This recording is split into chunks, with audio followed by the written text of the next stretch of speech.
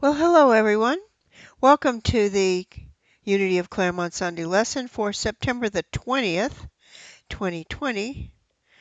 This is part 2 of our study of the book The Eye of the Storm by Dr. Gary Simmons. Today's lesson, Did Jesus Despair?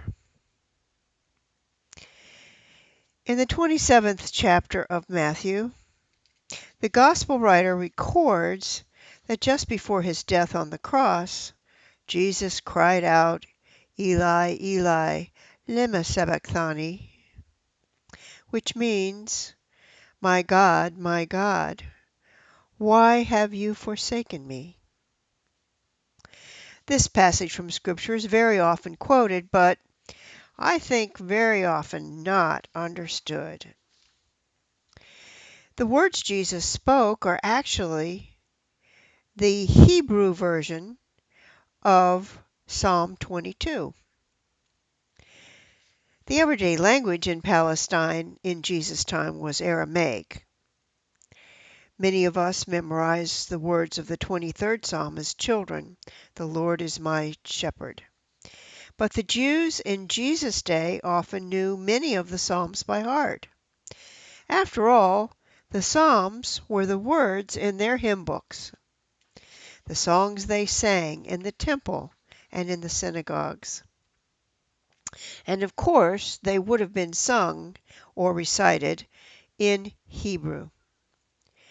Psalm 22 is long, so I've shortened it some for you.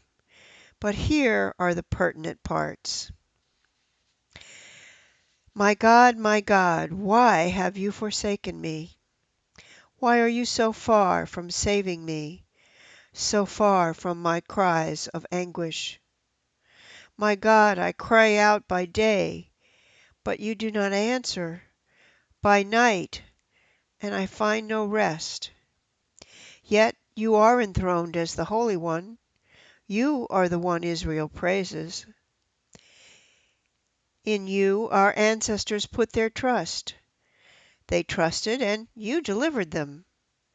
To you they cried out, and were saved. In you they trusted, and were not put to shame. But I am a worm and no man, scorned by everyone, despised by the people. All who see me mock me. They hurl insults, shaking their heads. He trusts in the Lord, they say. Let the Lord rescue him. Let him deliver him.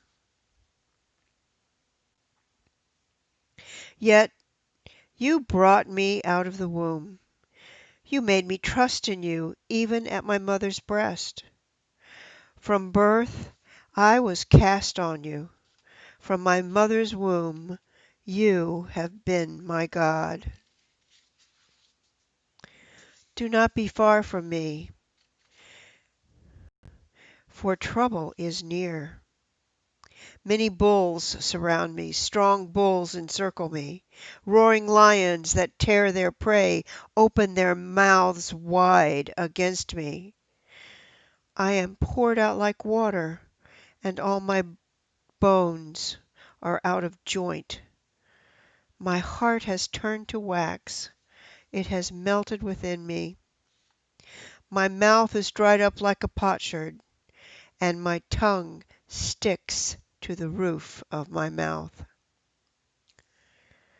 You lay me in the dust of death. Dogs surround me. A pack of villains encircle me. They pierce my hands and my feet. All my bones are on display. People stare and gloat over me. They divide my clothes among them. They cast lots for my garment. But you, Lord, do not be far from me. You are my strength. Come quickly to help me. Deliver me from the sword, my precious life from the power of the dogs. Rescue me from the mouth of the lions. Save me from the horns of the wild oxen. All the ends of the earth will remember and turn to the Lord, and all the families of the nations will bow down before him. For dominion belongs to the Lord, and he rules over the nations. Posterity will serve him. Future generations will be told about the Lord. They will proclaim his righteousness, declaring to a people yet unborn, he has done it.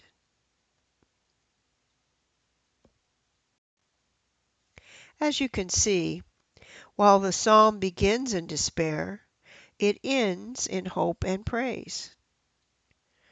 What was Jesus doing by reciting the first verse of this psalm? Notice that by reciting the first words of the psalm, Jesus is acknowledging his feelings. He's having a personal storm on many levels. First, he is physically in great pain, and in fact at death's door. Second, he is being mocked. Public humiliation is always a test to one's self-esteem, and Jesus at this point was filled with the self-doubt that so often comes with public rejection. Third, his relationship with God, the loving Father he has proclaimed throughout his ministry, the Father that healed the sick and fed the hungry and provided wine to the thirsty, has seemingly abandoned him.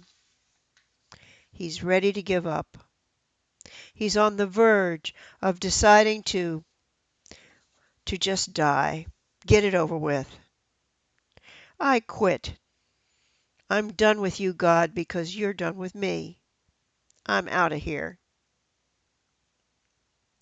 What we see here is Jesus acknowledging these feelings. I am hurting. My body can't take any more punishment, and this is the end. By invoking this psalm, he lists a litany of injuries and describes his anguish in vivid detail. His ministry is being killed. His life's work, that which gave meaning to his life, is being rendered meaningless. Even through the haze of intense physical pain, he is aware that his executioners mock him. This is another source of suffering. The taunts of the soldiers strike home. Where is the God of the Jews? Has he abandoned you? Or does he even exist? They called, laughing and jeering. Finally, abandonment. In his heart, the words of the soldiers echoed. Did God even exist? To all appearances, no. There is no heaven to help, no army of angels arriving. So these were the currents of Jesus' personal storm.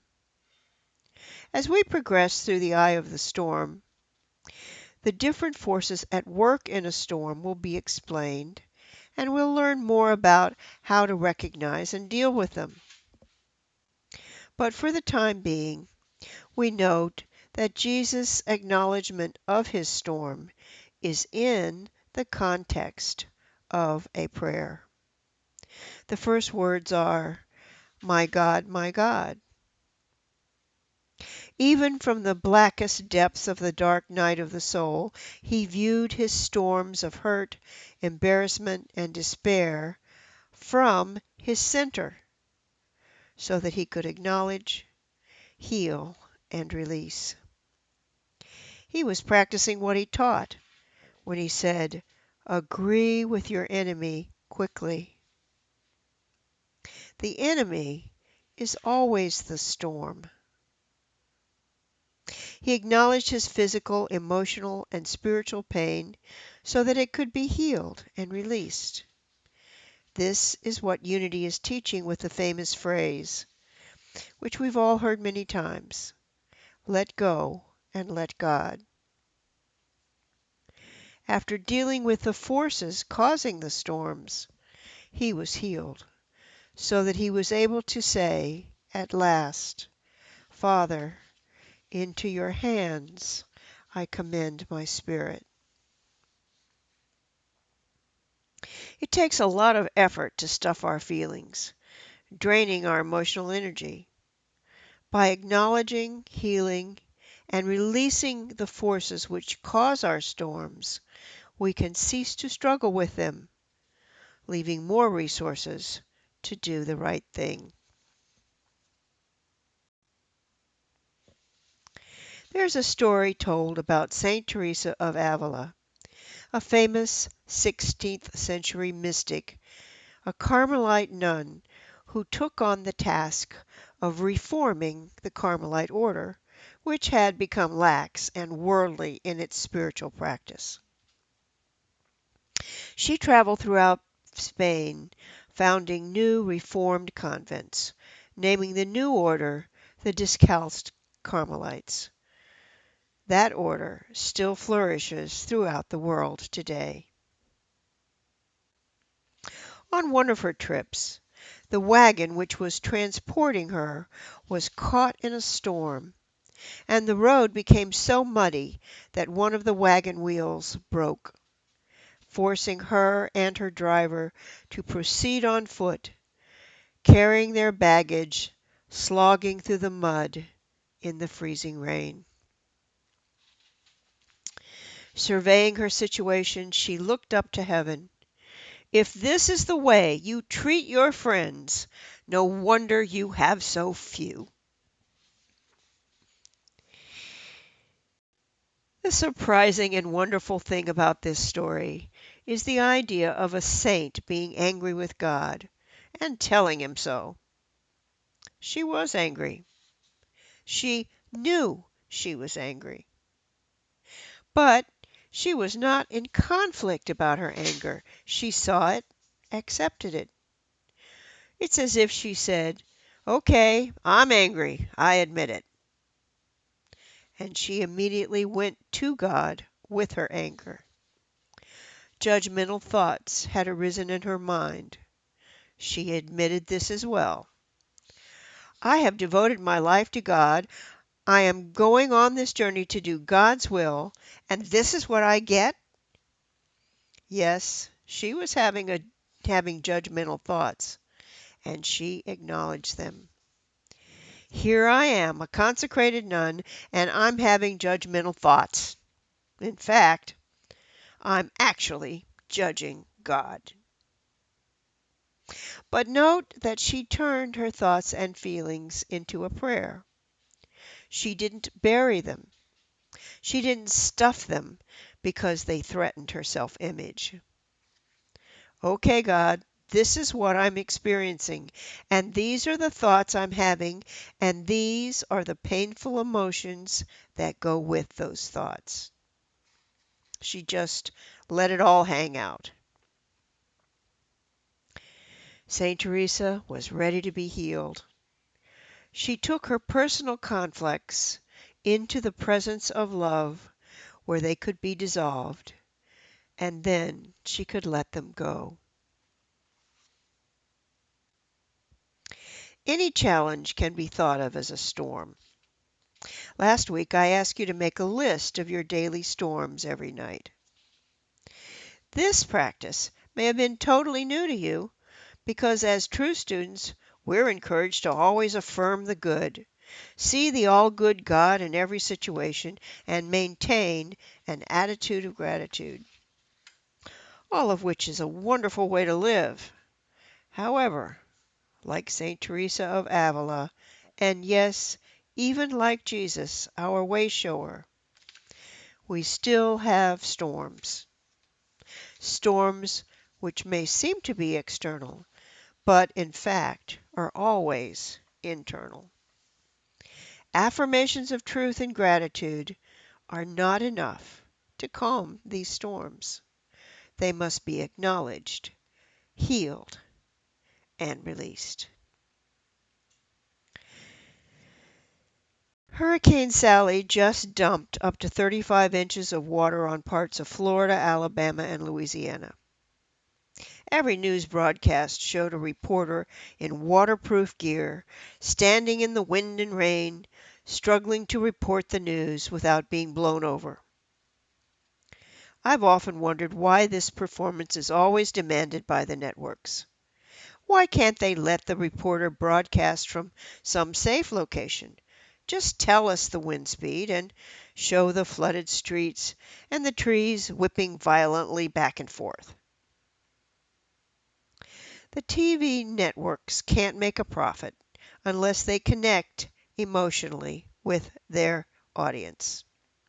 Seeing a human being experiencing the storm firsthand puts the viewer on the scene. We identify with the hapless reporter struggling to stay vertical. We think, that could be me, whether we think it consciously or unconsciously. And if it were me, it would be frightening, it would be uncomfortable, it would be humiliating. Now the broadcast has more meaning.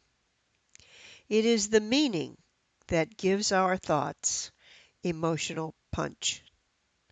And voila, the viewer is set up to buy whatever is presented in the commercial which follows. When we view the storms of our lives from our center, from the Christ of our being, we give the elements of the storm different meanings than when we are struggling out in the chaos. The meanings we give determine what decisions we make and how to deal with the storm and how much power we have to carry out our decisions. And remember, the power of the Christ is unlimited. This is why Jesus proclaimed, "All power in heaven and earth has been given to me." Dr. Simmons' book is about how to deal with the storms of our lives from the center. Affirmations are important, but they are not enough. Gratitude is wonderful, but it is not enough. The healing process involves seeing the storm from a spiritual perspective, seeing from your center, seeing it with the eyes of the Christ of your being. Then you can take action from your center. Take action rather than reacting, wasting all your energy just to stay vertical against hurricane force winds. We always try to end these Sunday lessons with a practical application, and I've chosen this one wherein Dr. Simmons explains the simple formula found in Jesus' teachings. Love your enemies, bless them that curse you, do good to them that hate you, and pray for those who persecute you. Note that in this short quote, Jesus gives us 4 actions to take: love, bless, do good, and pray. 4 steps: love, bless, do good, and pray. But first, what is the enemy? Well, the enemy is the storm. It's not a person, place, or event outside of you. The storm is how you see the storm. The storm is what you give meaning to. What does it mean to love? To love means to accept, to embrace, and to value. What does it mean to bless?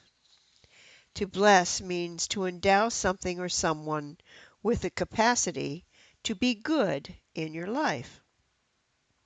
For instance, when we bless our food, we change it. We give it meaning. The food becomes part of a spiritual practice that benefits the body and the soul. And what does it mean to do good? Well, to do good is simply to do the right thing in this situation. And what does it mean to pray? To pray is to give your thoughts to God, to think as you stand mindfully in the one presence. Using Jesus' formula and these definitions, Dr. Simmons creates a short affirmative prayer process as a tool to deal with any storm. And we're going to end this lesson with a brief meditation on this process. So I invite you to be still a moment. Think of one of the current challenges in your life. Just pick one. How do you feel about this challenge? What emotions do you have?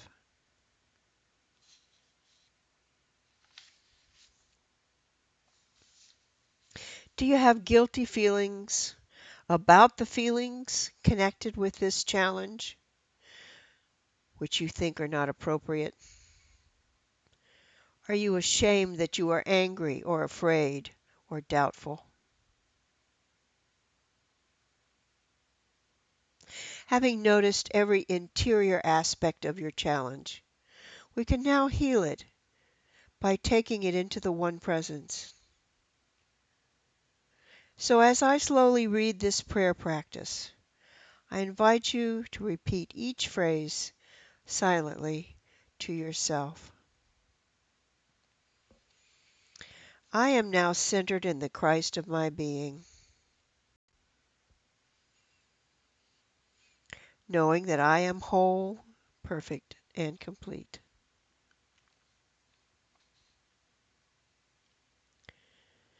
I embrace, value, and accept the situation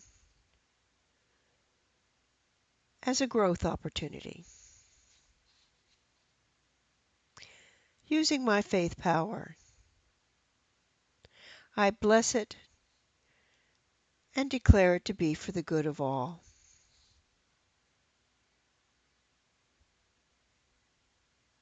I am guided and empowered to do the right thing in this situation. So be it, and so it is.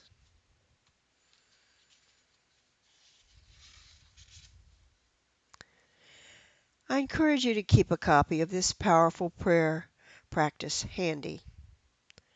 You never know when a storm will pop up in your life. So please join with me in this closing affirmation. Centered in the Christ of my being, I am whole, perfect, and complete. Amen. So be it, and so it is. Well, you're all invited to join us. Of course, you're all invited to join us any Wednesday at 7 p.m. for a half-hour meditation with our beautiful crystal singing bowls. You can make your love offerings by sending a check to Unity of Claremont, Post Office Box 641, Mineola, Florida 34755. And now, if you would like to use a credit card, you can visit our website at unityofclaremont.com, and at the bottom of the page there's a donate button. And if you click that button, you can make either a one-time donation or you can set up for monthly automatic donations. So until we meet again, this is Nancy Willingham encouraging you to have a great week.